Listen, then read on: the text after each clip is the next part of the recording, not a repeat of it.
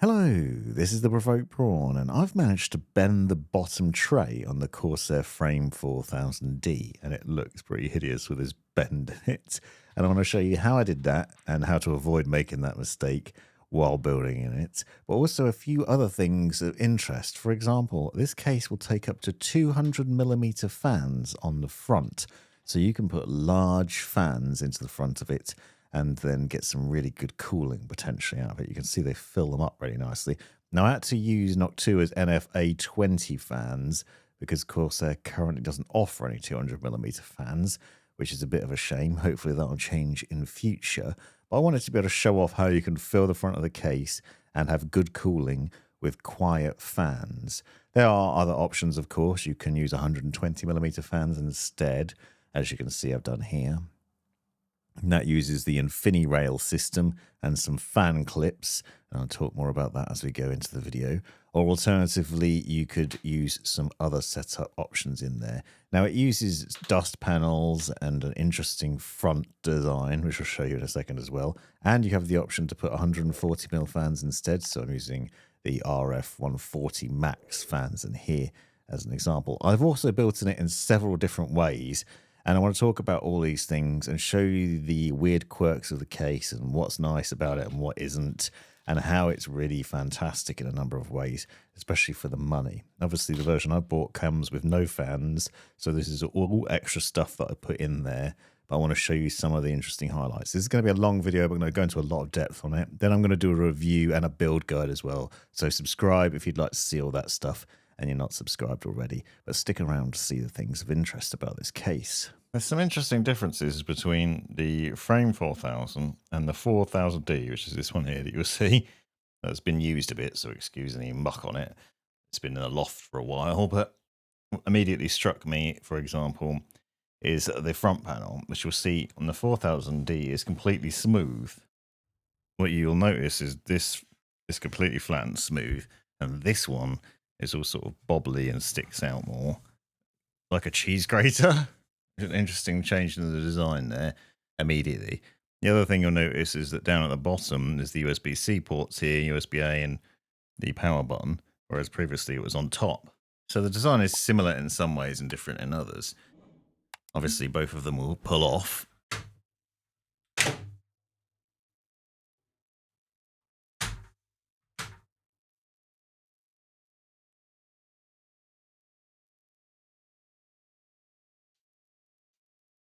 And behind them are these fine mesh panels.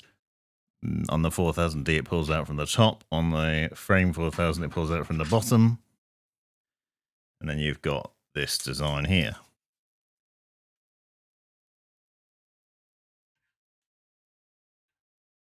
So if we look at these front panels from a different angle, you can see just how interesting this design is. There's an interesting weave to it versus like the triangle design on the 4000D, which is a very flat panel. Although it uses a similar design in sort of the way that they pop in. You can see at the bottom, it's got 4 clips that pop into the case itself. The other thing that's interesting is the design on top has changed. So the top view of the case is 4000D on the left, Frame 4000 on the right. You'll see that here we have this metallic dust shield. Then obviously the screw holes for mounting your radiator or fans. And that can just be popped on and off. But there's no mesh here at all on top, on the outer side of it. The other thing that might not be obvious, but is apparent when putting them side by side, is that the Frame 4000 is longer and taller by a marginal bit, a little tiny little bit of height and a little bit of length. Just sits a little bit bigger than the original 4000D. The other interesting difference is the rear panel on the Frame 4000 is vented, whereas the one on the 4000D isn't. So this immediately hints at a few other things of interest about this case. So it's taller, it's deeper, it's also got multiple different highlights to it. We obviously have a different design in terms of the front panel and in terms of the InfiniRail setup. So you've got a nicer setup there, but you don't have a magnetic dust shield on top, but you do have venting at the back. So it's quite interesting the changes they've made here. Other noticeable differences, obviously, include this venting down the bottom. So rather than having a full glass panel like the 4000D where it stretches all the way down to the bottom, you've now got venting down here, which obviously will allow passive airflow through to the power supply unit, which is definitely an improvement from the 4000D, which didn't have that. And frankly, I didn't think the 4000D was as good in airflow as other options. There's also more space at the front, which is going to be interesting too. There are plenty of nice highlights to this case. Is basically immediately as soon as you see it, obviously venting down the bottom, as I said. You also have rear connect motherboard support as well as standard motherboard support. It will support ATX, M-ATX, ITX, and eATX motherboards as well. So there's quite a lot of motherboard support there. Another nice highlight that I really like, simple things, it's really nice to see Corsair adding as an addition, is anti-sag bracket for your GPU on this side panel here.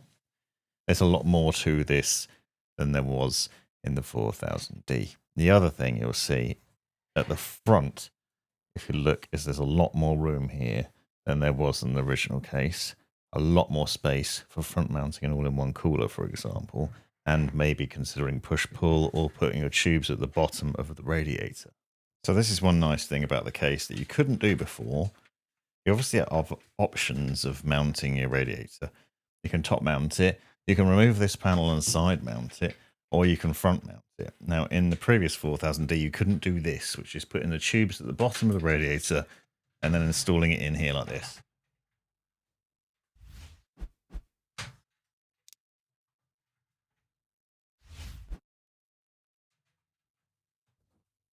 It wasn't possible to do that in the previous model because there just wasn't enough room. So what you see here is it's basically just not enough room to do that. It won't fit. You can front mount it by doing it like this. But it's not easy to get in. I showed it in a previous video on it anyway, but you can see even with these fans, actually, this Leland cooler might be too thick with the fans. The fans are quite deep. So with the original 4000, you just couldn't fit it there. So Corsair's made some nice changes in widening this gap and making it easier to do. So this case has this InfiniRail system, which is designed to make life easier. It's kind of curious in some ways. Essentially, instead of having a large fan bracket that covers the entire front that's designed to then hold 120 or 140 millimeter fans, instead it's got this railing system on either side. There are screws at the top and bottom, which you can then adjust and reposition. So just unscrew them.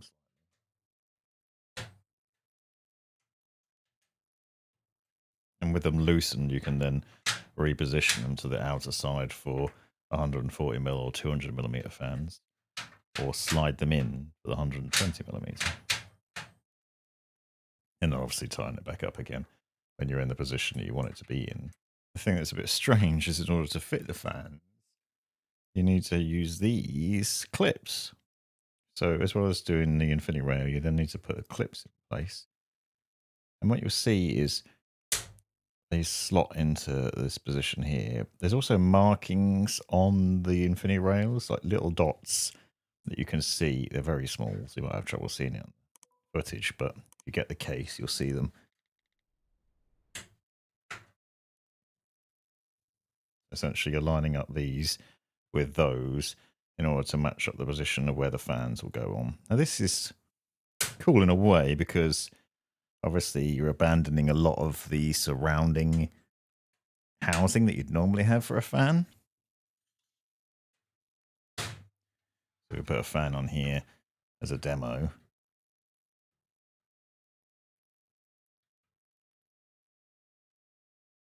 Let's see, we'll screw in like this into this position here. And you can see like the surrounding edges of it are then free. So you'll have passive airflow through the gaps at the side, whereas on the original 4000D it would have been blocked off. So just to prove that it's possible, I have done a push-pull radiator setup on the front of the case and I put with tubes at the bottom. Tubes down is optimal, as you'll have no doubt known from the Gamers Nexus video. The pump is not the highest point. The highest point is at the top of the radiator here, so it's not an issue. But the point here is there's loads of space, as you can see. It's perfectly plausible to do this, to still have room at the front. The tubes to come out. So this is a nice upgrade from the previous case, which did not have room to do tubes at the bottom, never mind push-pull. So I've got fans on both sides. You've got intake fans set on the front, and then obviously intake on the rear, so it's just pulling the air through here. Now, one of the problems I did have is I couldn't get this screw in, but that's because the InfiniRail clips can basically be adjusted up and down. So I originally had the radiator pushed up too high, so I can put that screw in now. They are a bit fiddly, I will admit. It is awkward to do because you have to obviously get these clips into place, get the screw through. So these are radiator screws going through the fan, through the clips and into the rad. And it was pretty tricky to do while holding the radiator in place. But it is possible to do this if you want to, so you can mount that there. The question, I suppose, is whether you can then fit a GPU in here as well, which I'll have a go at testing. I realise this is pretty niche, that people aren't probably likely to do push-pull on the front. Just wanted to show that it was possible. But it does present some issues. 4090 is not going to fit. There's just not enough space with those fans on there. In fact, even with the radiator, it might be tight. Might have trouble even fitting in there with just the radiator front mounted, to be honest. However, 3090 should fit. You can see that will fit. As you can see, you can't do it with this radiator anyway. The tubes are just in the way there. It's a bit of a problem. It's interfering with the graphics card, so it's not possible to put it in. So although there's enough space, you can't do it with the tubes at the bottom here, which is often the problem. And well, I wouldn't bother doing it as usual. I would want to demonstrate that this is possible because I know a lot of people like to do it. Here you can see the RX120 Max fans mounted on the front. So you can fit two 140mm fans on the front, or three 120mm, or two 200mm, which we'll get to in a little while. And obviously it's on this InfiniRail system, which basically uses these clips that are moved to specific points on the rails. This is interesting because it gives you these sort of positional options of where to put it. So obviously, rather than being mounted to the tray, they're mounted to the clips, which are mounted to the rails, which is a bit of a weird system because it seems like you have to put extra things in just to put your fans on. But what it does mean is you can do this.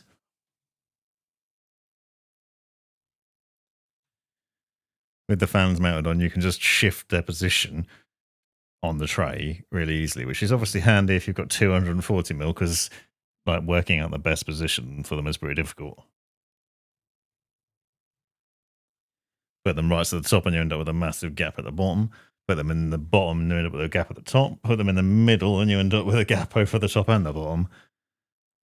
But realistically, you're probably going to want them at the top anyway, because there's not much going on at the bottom. Unless you've got drives down in the bottom on the tray down there. You're going to blow some air towards the power supply unit, but mostly you'll probably want them here to blow air onto the components. So this makes most sense. But it's interesting setup, pretty unusual. So if you want to put a 200mm fan in, there's something to bear in mind here. So this is a Chromax from Noctua A20 Chromax Black. It's huge, obviously. And problem is it won't fit in there as standard. So what you'll see is trying to put it in. It just gets stuck at the edge. And that's because of the cable hiding tray or the bracket on the rear here. So this edge, basically that just gets in the way. So I think the only way you can install this is by first of all removing that. There's a lot about this case which makes it interesting compared to other cases. Obviously, not only the fan mounting at the front, the GPU anti-sag bracket, the passive cooling down here, but other things like this removable motherboard tray, for example, which you can take out. Now, this isn't exactly easy because it is screwed in with 4 screws at the back, so you do have to unscrew those first. I've seen Lee have a slightly better design with thumb screws just holding it in place, which made it easier to remove.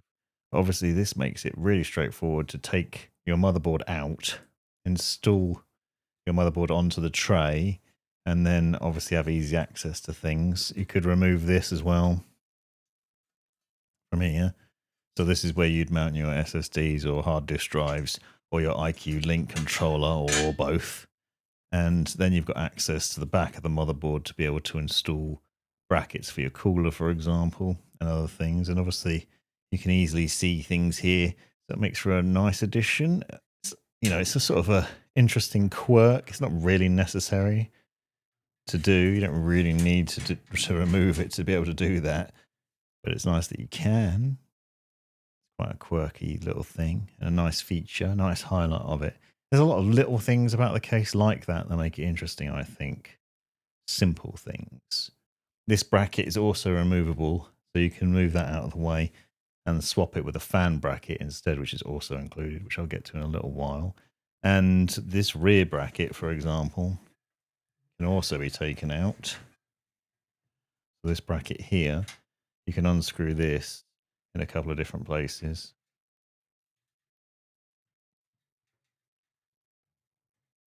And take that out. So the standard PCIe bracket can be removed, and then you can reposition it.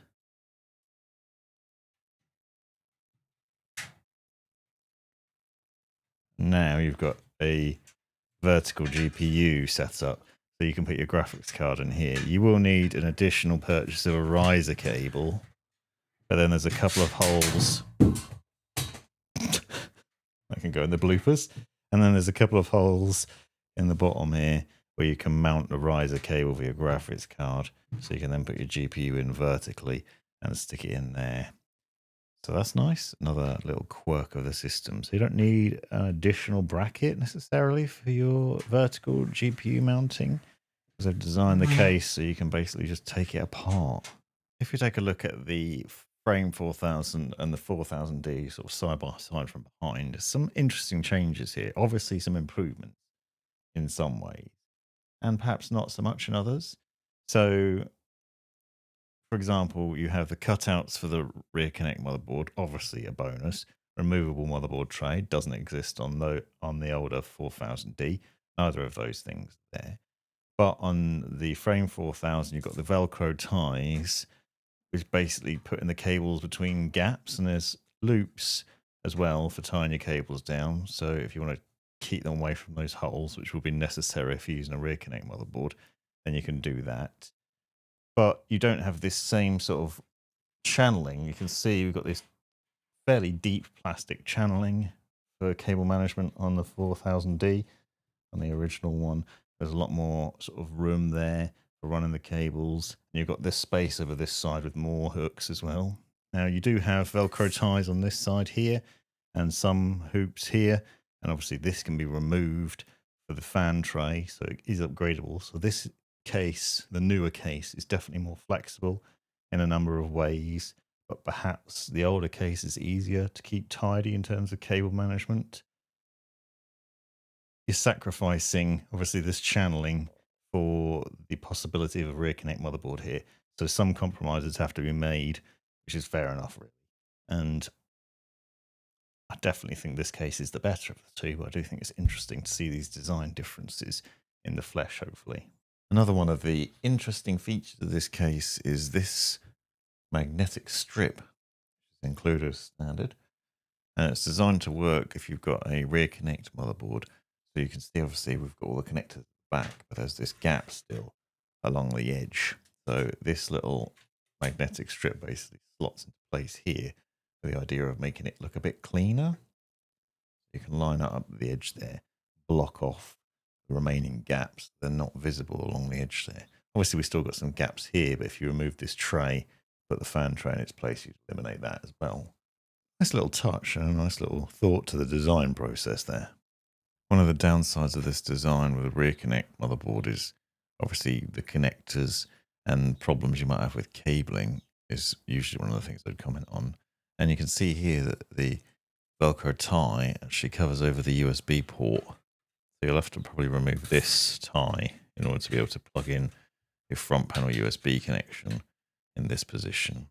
Obviously, you're also going to need to tidy up a lot of the cables so they don't interfere with the various ports, but you are going to have all these hoops along the edges here for managing your cables through those spots. So it should be fairly straightforward, but you do need to really concentrate on the cable management when you've got a case like this with a rear connect motherboard, because obviously there's a lot of ports that you're going to need to access And you don't want the cables touching those if they're not in use as well. So you can remove the cable hiding tray as it is and swap it for the fan tray instead, or a radiator bracket. But also you can reposition it. So there's one screw at the back which holds it in place. And then all you need to do is to slide it out thusly, or from behind obviously. But it has some feet on the bottom and additional holes. So what you can do is you can actually put it in further around. So you'll see there's additional holes at the bottom here, which means that you can shift its position. So you can actually move it closer towards the motherboard tray and therefore shorten the gap and expand this area. But also, obviously, that means maybe it's neater if you've got a rear connect motherboard set up there.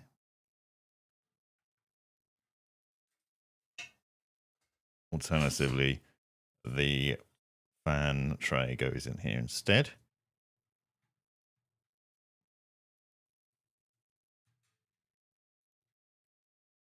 And obviously you can position that there, or move it over to the left a little bit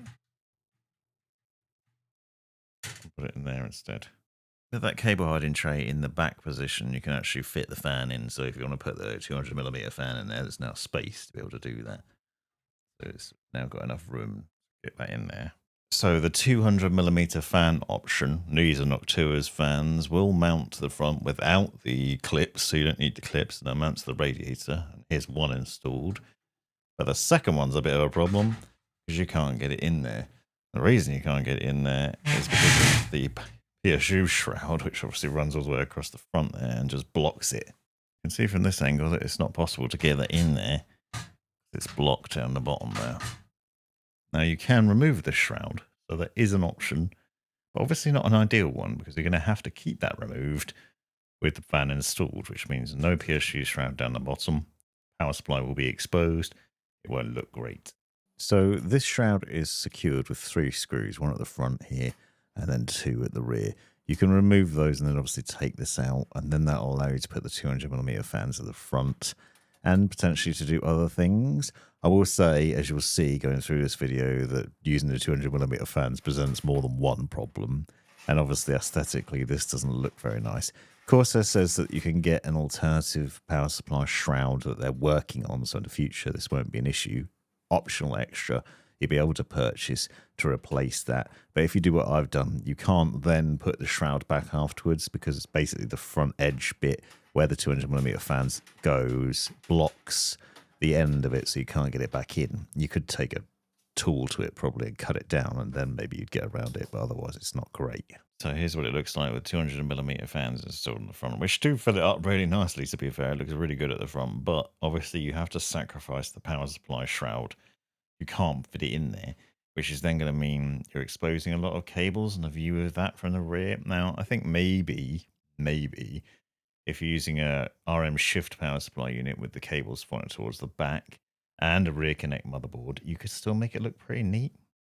So I'm kind of tempted to do that just to show what that might look like. As you can see from this angle, it exposes a lot of the bottom. So if you wanted to use that bottom SSD tray, for example, that would be visible.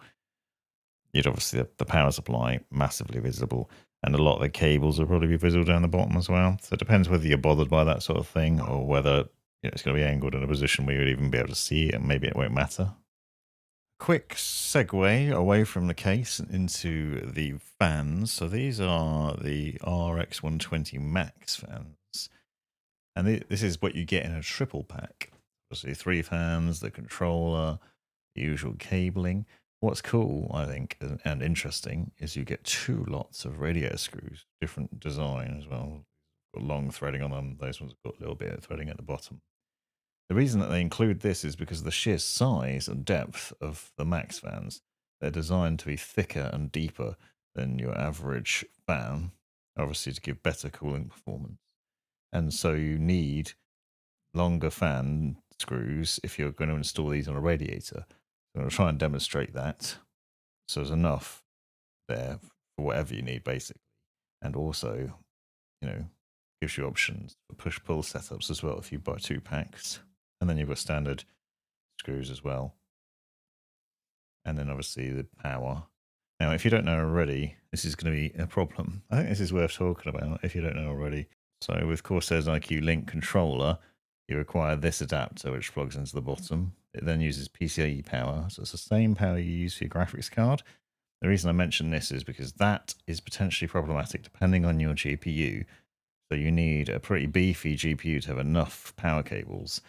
And I say this because I've just bought myself a AMD 9070 XT, and that requires 3 8-pin PCIe power cables. So you then need a fourth one to be able to plug into this, so that you can then control your fans. So if you're thinking about buying a GPU like that requires 3 of those power cables, you need to think about your power supply unit. You might need a better one. So for demonstration purposes, this is a AF120 Elite. It's obviously an RGB fan and not an IQ Link one, but you can see the difference here. Put them just to line them up ever so slightly. You can see just a smidge bigger, smidge deeper. It seemed quite substantial when you get it out of the box and look at it. I immediately realised that it was larger than a normal fan. Might have some interesting implications in some cases. You won't try and fit these in and find that they don't fit. They're just a bit too thick. How it impacts radiators in some builds, like whether it'll make the radiator a bit too fat for the case if you do that. Interesting for testing purposes. But obviously, deeper should result in better airflow and better cooling.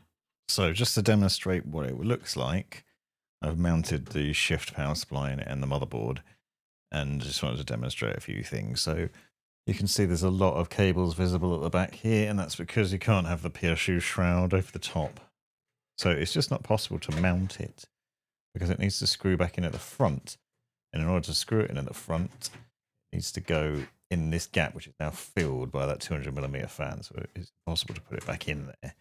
You could maybe, if you were clever enough, take a saw to it or something and hack off part of it and then just secure it at the rear, because it does screw in at the back in a couple of different positions.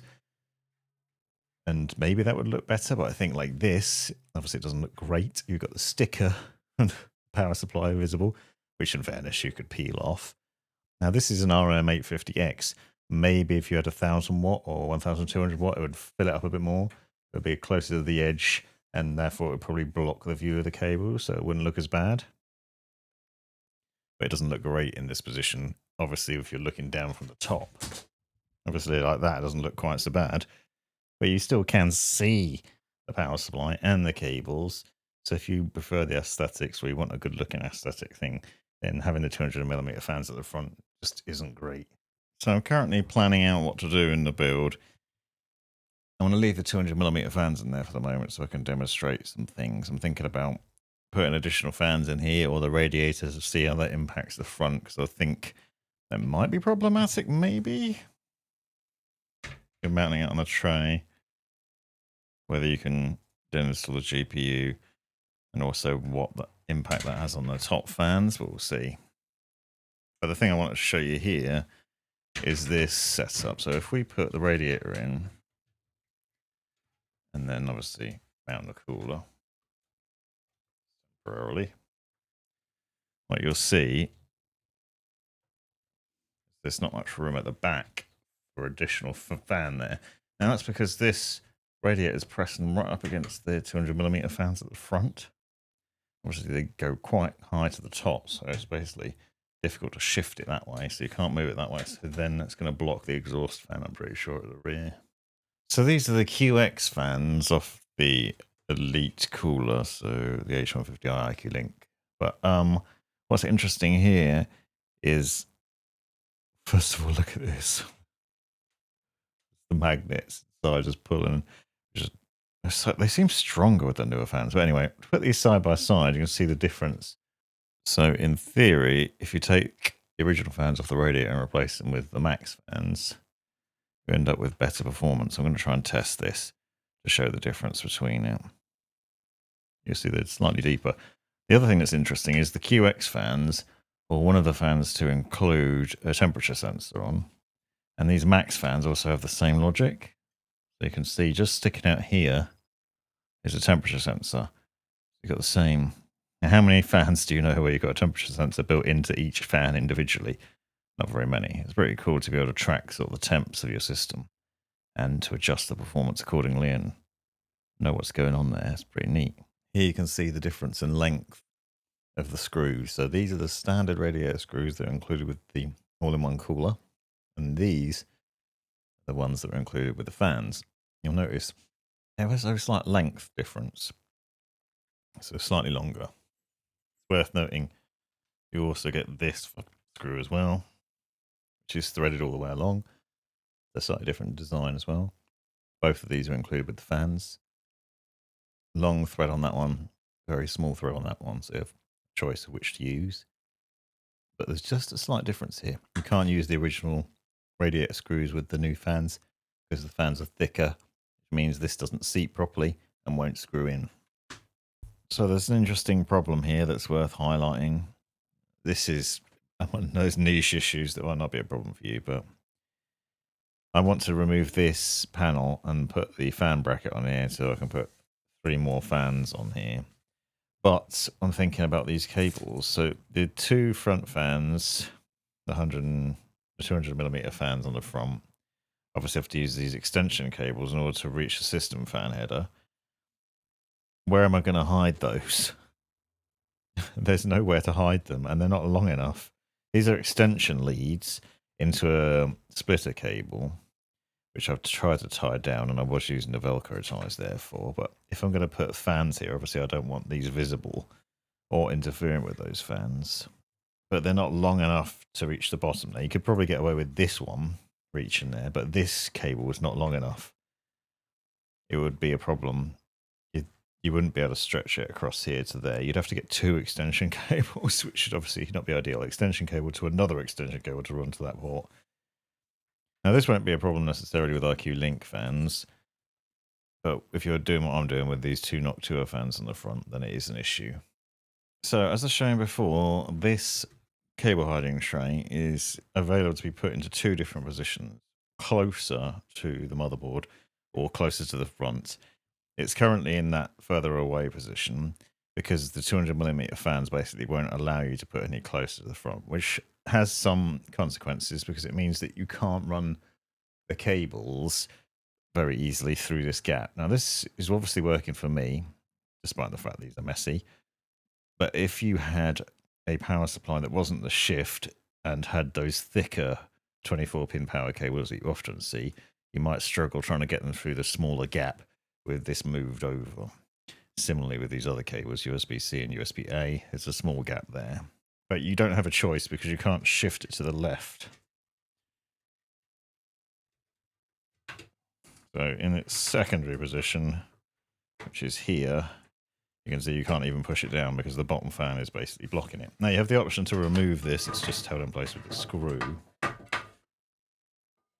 And when you've done that, you can then put the fan bracket in place. Now this is meant to go in this way around with the sort of edges and the cable hiding bit towards the front. So you'd shut it in place like this. And again, this can go in 2 positions theoretically. One like this, with it towards the front, or one further over.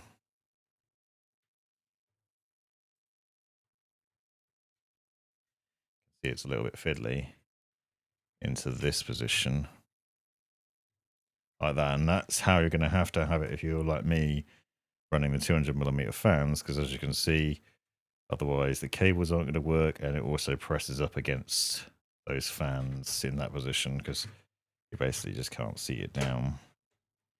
Or if you can see the tray down, but then with the fans on the front, once you put the fans on the front of it, then you won't be able to install it that way. However, if you mount it the other way around, so you obviously have the option to put it back to front. I've checked and it is possible to put this in this way with the sort of edges of the tray facing in this way, and you can still get the door back on, so I've checked that. But I still won't be able to get these fans on here, I don't expect. The fans would mount to the front like this, and then they would shut into place. I think if you tried to put them in the frontal position, I'll try it, but you wouldn't be able to do it because they'd be jammed up against these fans. Now, this is obviously only an issue with the 200mm fans. It'd probably be fine with others. The other problem that this presents is a couple of things. One is when you put it into place, its correct position.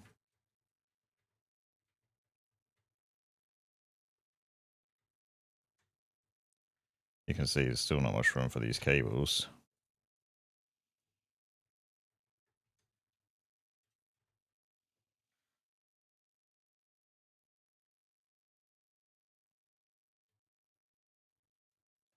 So that's going to be a bit tricky. And the other thing is you lose the anti-sag bracket. So the standard anti-sag bracket that's mounted to this, there is an alternative included in the box that you can use as an alternative to that.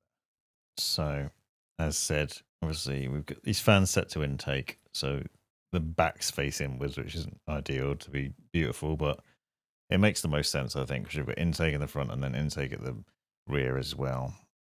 Now, I've mounted them in the way that you probably should, with the bracketing facing towards the front, although this is obviously for the radiator. And as I said, you can put them in the same position that I just took the bracket off before, so towards this side. You cannot mount them the other way, so if you try and mount them the other way, you'll see they just won't go in.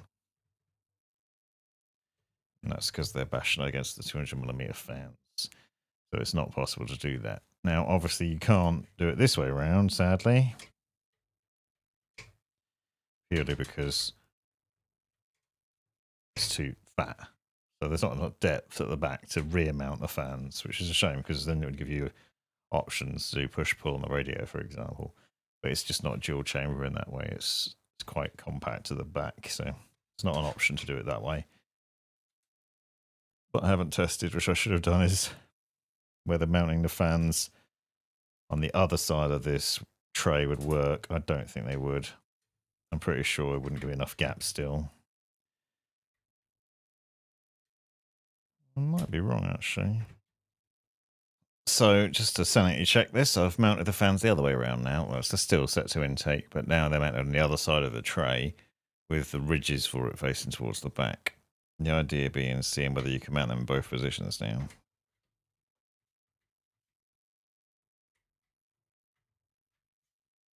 So this is the front position towards the front. And it is actually possible now. So you can get it in there. So that's what to do. Got 200mm fans. You want to mount just other fans to this tray and keep all this sort of metal at the back and maybe these cable hooks, then you can do that this way. Maybe it looks better like this as well. Remember to secure it like this.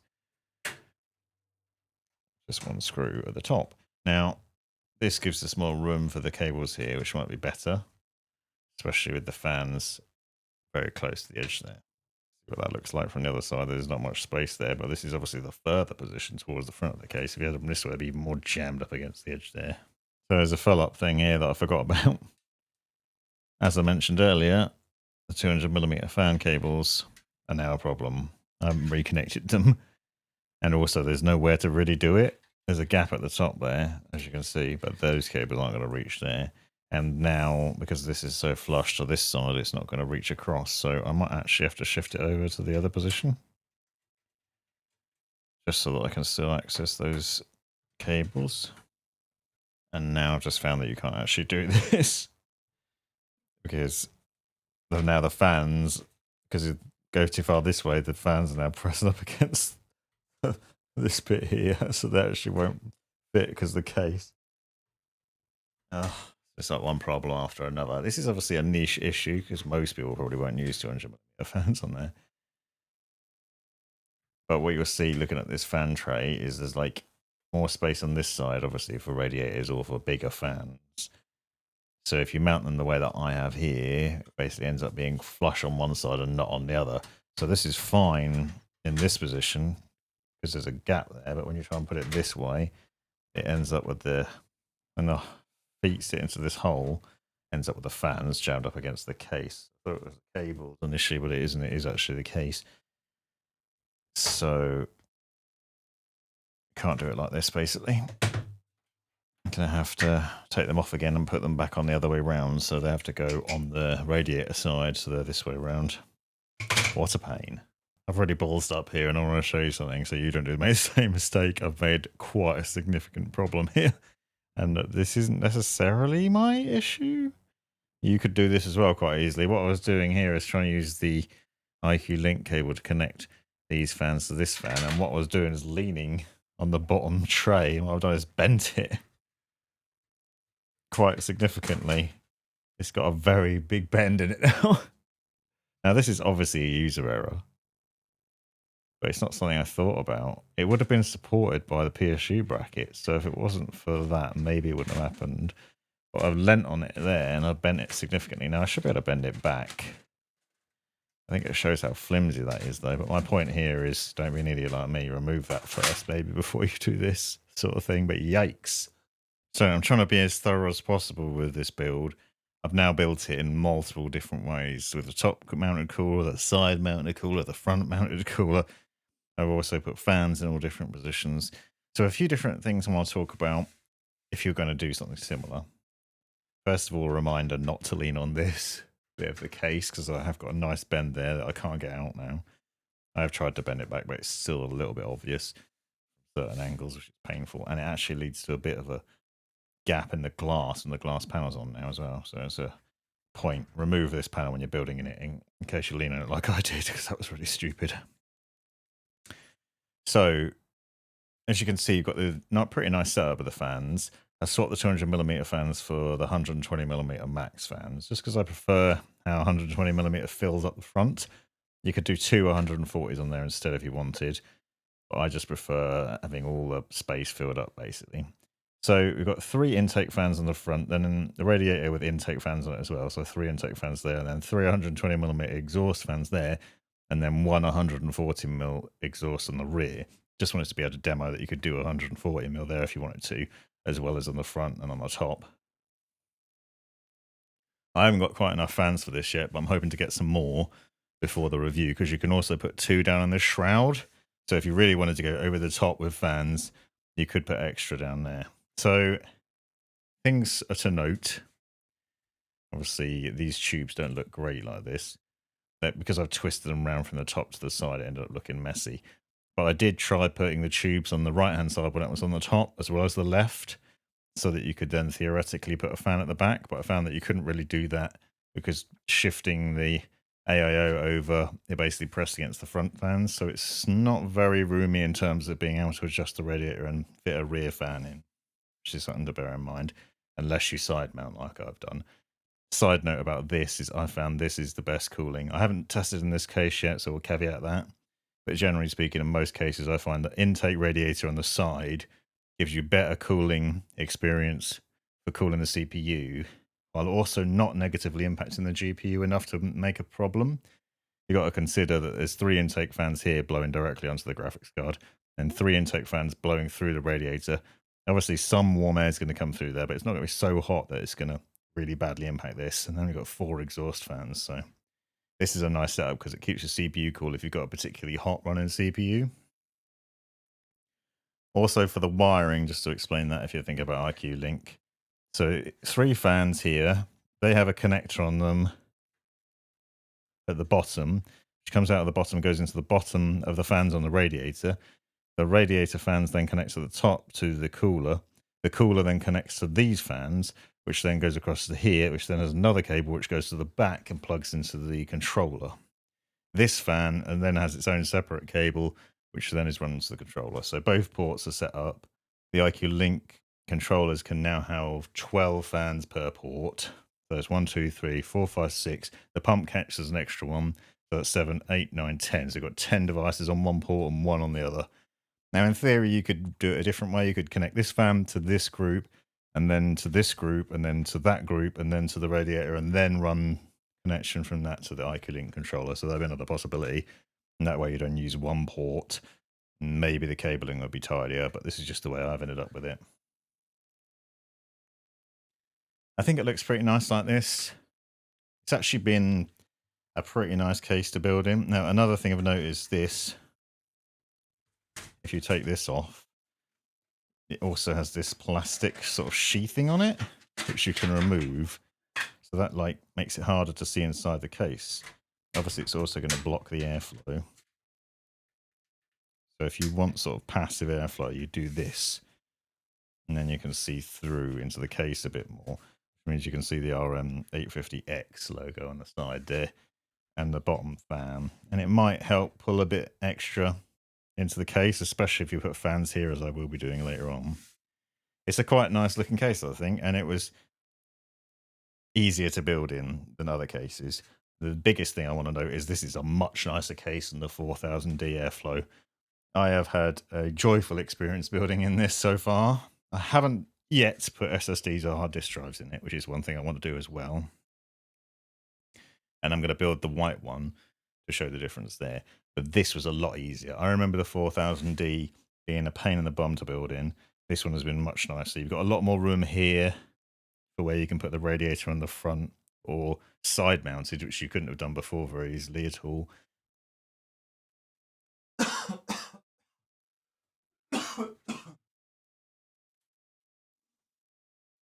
In fact, you couldn't put a radiator on the side of the 4000D Airflow. You could only put it on the front, and even then it was tricky because it was a very small gap, as I've shown. So this is more flexible in that you can put fans here and a radiator there. So you can put 360mm radiator here, here, or here. And obviously smaller options as well, so 240 and 120, for example, at the back if you wanted to. And then extra fans down here. So there's a lot more room for fans, a lot more room for radiators, a lot more room for options. You can choose what you're going to do there. The other thing to note is this power supply cover, the shroud that I showed removed with the 200mm fans. Corsair says they're going to have a low profile version of this that you'll be able to use still with the 200mm fans in place. Because I showed what a problem that would be otherwise. Because basically you have to remove this in order to have the 200mm fans in, which then means obviously you're seeing into the case, you're seeing the PSU, you're seeing the cables. You can't put the extra fans down the bottom there. So using 200mm at the front sacrifices a lot of things. That basically means it's not worth doing. But they say you'll be able to get an optional extra power supply unit shroud, which you'll be able to get. Now, it's a shame they haven't included that as standard, because I think one of the big selling points of this case is that it supports 200mm fans, because there's not very many cases that do. But otherwise, it's a real joy. You've made it right to the end of the video, you brilliant legend, you. If you've enjoyed it, click that subscribe button, give me a thumbs up, and drop me a comment down below if you've got any questions. If you really enjoyed it, consider joining the channel and see the benefits of doing so. Check out these other videos. You might well find them interesting or useful. And most importantly, have a great life.